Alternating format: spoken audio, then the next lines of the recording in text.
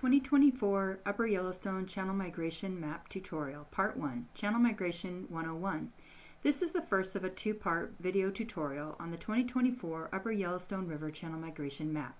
This presentation is being given by Montana Freshwater Partners, a nonprofit organization based in Livingston, Montana. You can learn more about us at freshwaterpartners.org.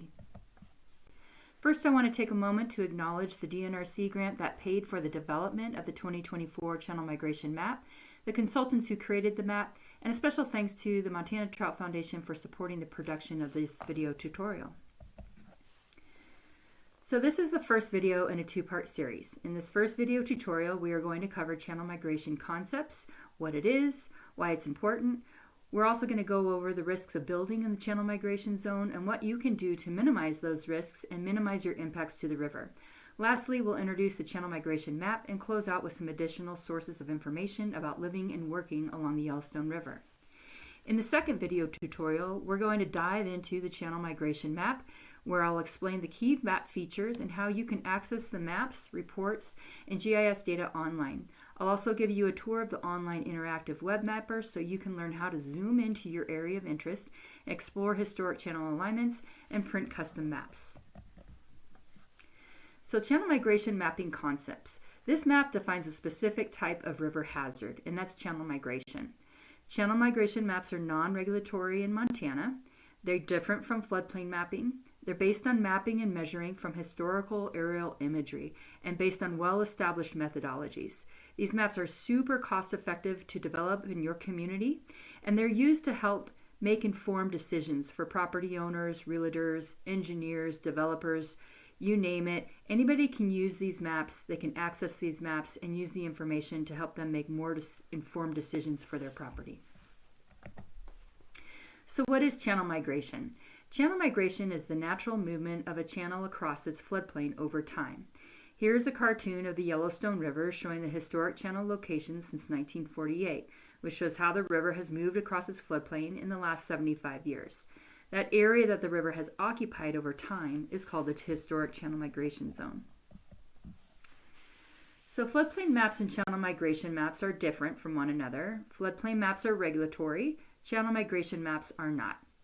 Regulatory floodplain maps show the extent of surface water inundation from a 100-year or 1% annual flood event, and some flood maps will also show the extent of the inundation for a 500-year event or a 0.2% annual flood event. Floodplain maps essentially show you where you're going to get wet during a flood event.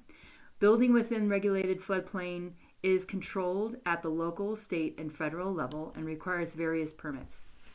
Channel migration maps are not regulatory and show you where the river has been located in the past, where it is likely to move into the future, and what areas are most at risk of migration-related hazards. Channel migration affects properties that are located in flood hazard areas as well as areas that are not in flood hazard areas. Together, these maps provide property owners with a more complete understanding of the flood and erosion risks associated with their property. So what are those risks? The biggest risk factors associated with channel migration are erosion and channel avulsion, which is when a river quickly changes its channel alignment, like cutting a new side channel. Building within the channel migration zone places those structures at risk of having their foundations undermined, especially during big flood events. Now, it's important to understand that channel migration is always going to happen. It's to some degree because gravity is moving water through a river bottom. There's always going to be some erosion and deposition of sediment occurring along the river. But during flood events, these processes can speed up dramatically, and that's when we see the biggest, most damaging shifts that can cause impacts to homes and other structures in the migration zone. In 2022, we had a major flood event on the Yellowstone River. The photos on the right illustrate the effects of flooding, and this is what would be captured on a floodplain map, for example. The photos on the left show the impacts of channel migration on structures that were located in the channel migration zone during that flood. We saw severe erosion and even total structural failures in places that weren't located in the regulated floodplain, but were still within the channel migration zone. So this is why it's so important to consider both floodplain maps and channel migration maps. They give property owners, engineers, realtors, and decision makers a better picture of the development risks along our active rivers. So we know channel migration can be a hazard, but it's also essential for keeping rivers healthy. Rivers like the Yellowstone are living dynamic systems that constantly change and renew themselves. Flooding and channel migration drive that renewal.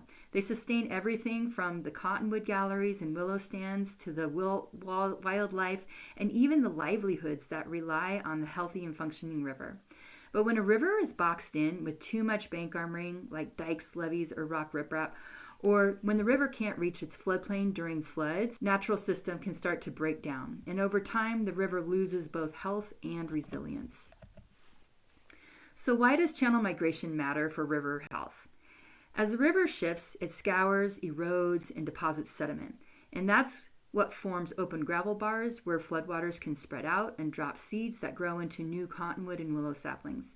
It's the natural way riparian vegetation is renewed. As older trees die, younger ones that are already established on these fresh surfaces grow in to replace them, which you can see in these photos that show varying heights of ages of plants along the banks. Vegetation stabilizes banks, provides shading for the river, provides food and nutrients and for wildlife and aquatic species, and riparian vegetation along the Yellowstone and other rivers in Montana have evolved with regular floods and channel movement. Riparian vegetation actually depends on that disturbance to regenerate. When we block these natural processes from happening, we limit the river's ability to sustain and renew its floodplain vegetation. Channel migration is also really critical for in-stream habitat. Erosion facilitates gravel recruitment, which brings in fresh gravels to the riverbed, which the river then sorts and scours, creating areas for trout to spawn and deep holes that provide refuge areas for fish during hot summer months.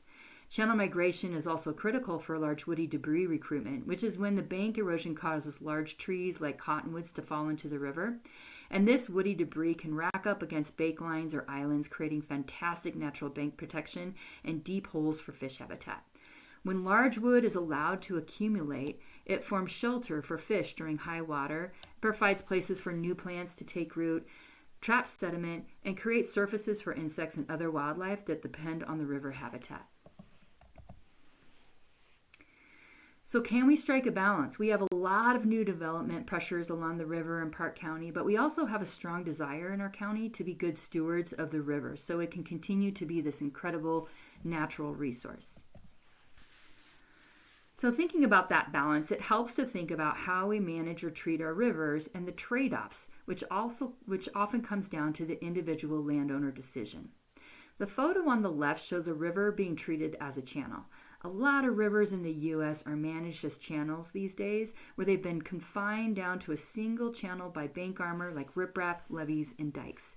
This allows floodplains to be developed and maximizes the uses of land next to the river while also placing a lot more control and predictability on the river dynamics. But what happens when a river gets locked down like this and constricted is that there's nowhere for the water to go, especially during flood events. And when all of that energy gets confined to the river channel during a flood, it drives the velocity of the water up and increases the erosive forces acting on the banks. And ironically, this causes more damage to bank armor and the levee protections that were built to protect against this in the first place. When we lock a river in like this, we also shut down the dynamic processes that sustain riparian vegetation communities and in-stream habitat. And over time, we end up with a river that has faster, stronger flows, which requires bigger and more expensive protections, and we lose diversity and habitat. A good analogy to think about for this is when you use a garden hose to wash your car off in the driveway. What do you do when we need to blast some dirt off our car? We put our thumb over the end of the hose to constrict the area the water is moving through. And what happens? The water comes out faster and stronger, so you can blast that dirt off more easily. Every time we add a new segment of bank armor to the river, it's like we're closing our thumb over the end of the hose just a little bit more. On the Yellowstone in Park County, we've armored up another 8.5 miles of bank line over just the last 15 years. And we now have almost 32 miles of armored bank line in our county alone. Our county also has the highest concentration of dikes and levees along the entire length of the Yellowstone. So unfortunately, we are trending towards that channelized condition, and we're slowly putting our thumb over the end of the hose. The alternative to this is to keep our rivers open and treated like corridors. The photo on the right is a portion of the Gallatin River, and this is a great example of a river being left as a corridor, where it's been given space to flood and move. This not only keeps those critical dynamic processes like flooding and channel migration going, but it also gives floodwaters room to spread out during flood events. And when water can spread out, it slows down, and all of that energy that is associated with the moving water is allowed to dissipate, resulting in less damage from erosive forces. So before I introduce the channel migration map, I want to spend just a few more minutes on bank armoring because we're seeing more development and growth in these high hazard areas along the Yellowstone River. As the Upper Yellowstone becomes more constrained with bank armoring like riprap, we know that we're going to start seeing a gradual decline of the health of the Yellowstone River because the river is slowly being cut off from its floodplain, and we're seeing the gradual decline of stream bank diversity and health. We're also seeing costs for property owners go up, either because they didn't realize they built along the channel migration zone and now they feel they have to armor the bank to protect their investments, or because their armored bank lines that they already put so much money into were damaged and need repairing because they're failing. In the next couple of slides, I'll show you a few examples of this and why it's important to consider where your property is located relative to the channel migration zone so you can avoid similar situations. So here's an example of riprap that is starting to fail on the Upper Yellowstone. This is a property where the river has been migrating outward over the last 20 to 30 years and where the bank line was riprap to protect the house and slow down bank erosion. But since water will always find the pathway of least resistance, it's very common to see accelerated erosion occurring immediately upstream and downstream of a riprap bank line like this. This is called flanking and is the beginning of bank armor failure. This is not a good situation to be in as a homeowner. Not only is this an expensive repair that will continue to need repairs over time, but it will also cause issues, or it can cause issues with neighbors if that accelerated erosion is happening on their property. So this is the progression of that bank armor failure in a different location where the river has eroded the bank line behind the riprap. And if left unrepaired, this is what failed riprap looks like on another location on the river. Now, there are several situations where riprap or other forms of severe bank stabilization measures are required to protect critical infrastructure. But if you can leave with one nugget of information from this presentation, it's that riprap is not fail-proof, nor does it guarantee protection if you are in the channel migration zone. That said, if you have a bank line that is experiencing accelerated erosion, I would encourage you to talk with an experienced water resource engineer who has worked on the Yellowstone River to discuss bank restoration treatments that use materials that will replicate the natural healthy bank lines that you see in your area. This bioengineered approach will help restore natural bank line stability with a more normalized erosion rate while also supporting riparian and in-stream health. Okay, so let's shift gears and take a look at what the channel migration map looks like and how you can use it to make informed decisions on your property. So here's the channel migration map, and I'll go over these different features in more detail in part 2 of this video series, but here is a preview of what you can expect to see. So you'll see the current or most recent channel alignment in light blue. This is 2023. You're also going to see in dark blue, these are the areas that the channel has occupied in the past, labeled as the historic channel footprint. In orange, these are what were called erosion hazard areas. So this is a buffer and an indication of where the channel is migrating and these areas that are at higher risk of future erosion. We've identified all of the riprap, levees, dikes, and point barbs, different types of armoring along the river in these different symbols of yellow triangles and red circles.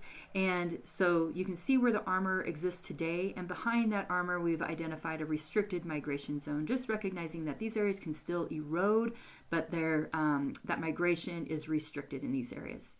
In pink, we can see the avulsion hazard zones. So these are low-lying areas that are at risk of avulsion, which is that sudden shift or cutting of a new side channel. So different shifts, sudden shifts in channel alignment could occur in these low-lying areas.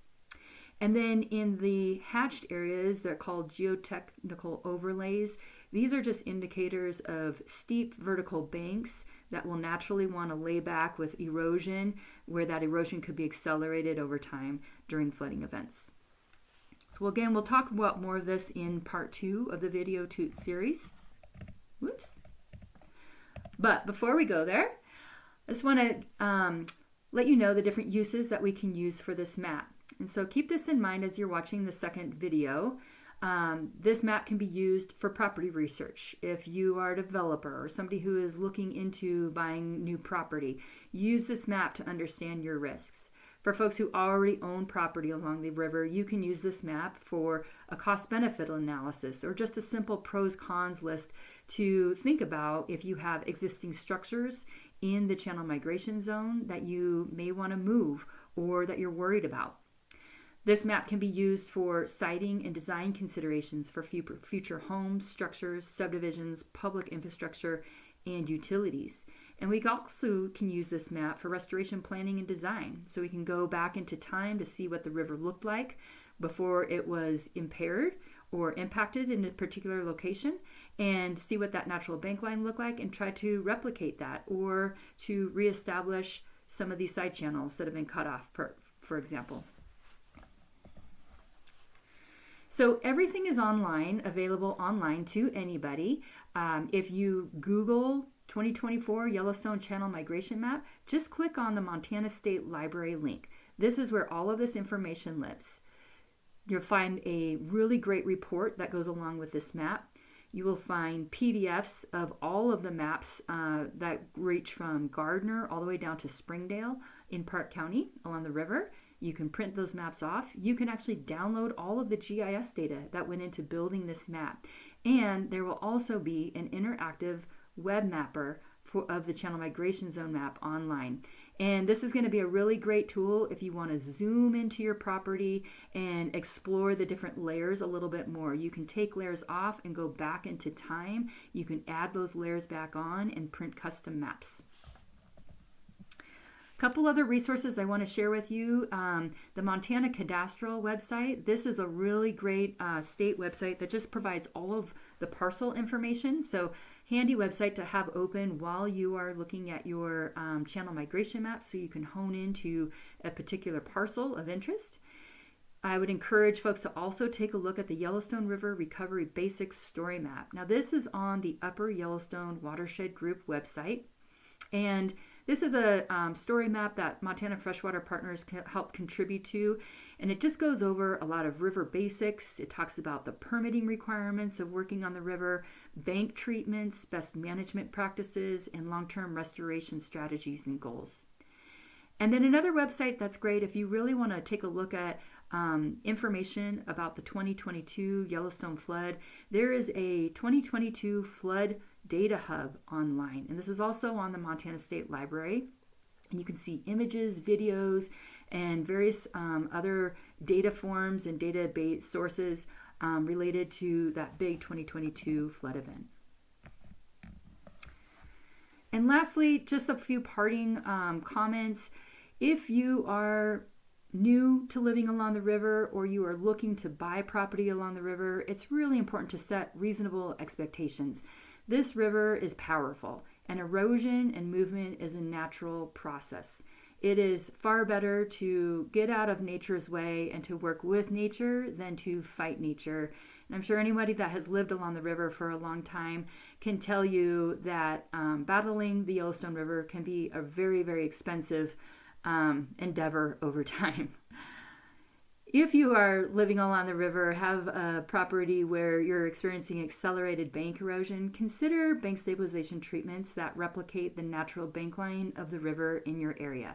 So these are those bioengineered treatments that I mentioned, and these would use materials like boulders or rock cobble or gravel, large root wads from those big trees, brush mattresses, willow wattles, natural woody debris, or a combination of these materials to restore your bank line to a more natural condition. And one final word of advice, please follow local, state, and federal regulations if you're doing any projects along the river. With that, if you have any questions, please feel free to email us at info@freshwaterpartners.org, and be sure to check out part 2 of the video tutorial series, which goes into the channel migration map tutorial. Thank you very much.